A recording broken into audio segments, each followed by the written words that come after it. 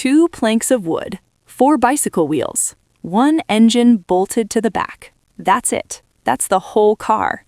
Meet the Smith Flyer, one of the strangest, cheapest, and most brilliant vehicles ever built in America. And the story behind it is wilder than the machine itself. The A.O. Smith Corporation was known for making frames and parts for other car companies, but in 1914, they decided to build something of their own.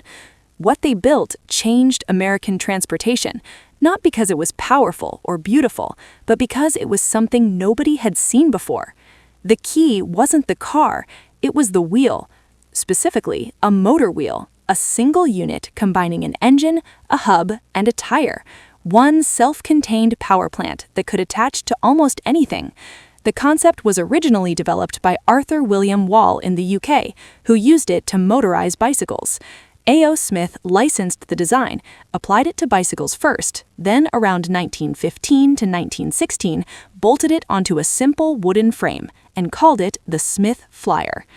Chief engineer Reuben Stanley Smith filed multiple patents, including U.S. Patent 1373918.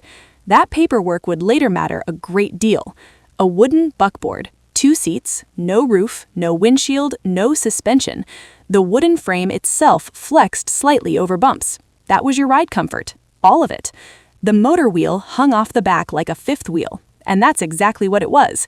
To start moving, the driver lowered the motor wheel onto the road. To idle, they lifted it off. That was the entire transmission system. No clutch, no gearbox, no reverse. The throttle was on the steering tiller. The only brake was a foot pedal on the front wheels. And if that wasn't enough, well, that was your problem. The engine itself was a single-cylinder, air-cooled, 4-stroke gasoline unit, around 200 cc displacement. Early versions produced about 1 horsepower. Not a typo. 1. Wheelbase 62 inches. Width 30 inches. Weight 135 pounds. Top speed 22 miles per hour.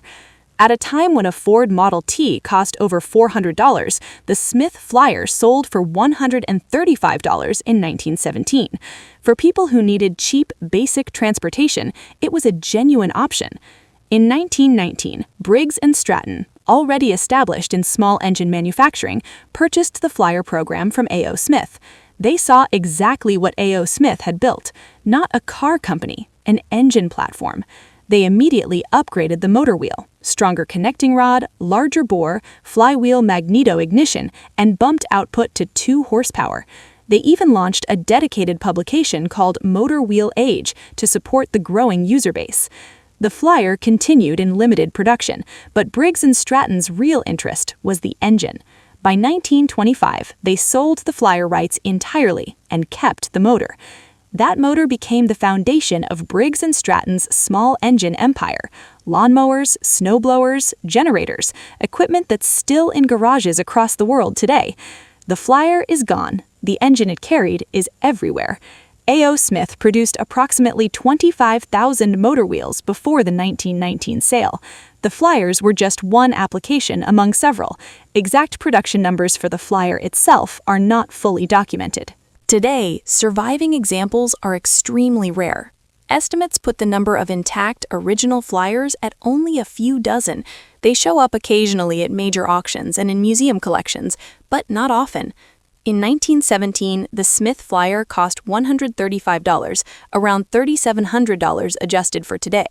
By 1918, a chassis alone was $145, with the motor wheel, $225, roughly $6,100 today. In the modern collector market, a 1919 Briggs and Stratton Flyer sold at R.M. Sotheby's Hershey in 2019 for $27,500. A 1916 Smith Flyer sold that same year for $18,700.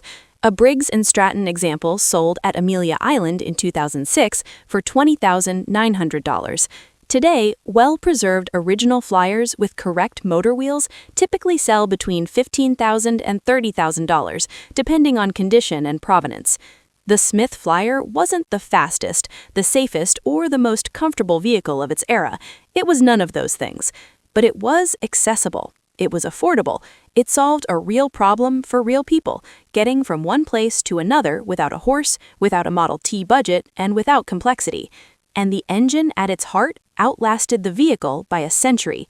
That's the Smith Flyer, a wooden platform with a borrowed wheel and a borrowed idea that quietly ended up powering the world. If you found this interesting, subscribe. More forgotten machines, real engineering history, and the stories behind things that shaped how we live, every week.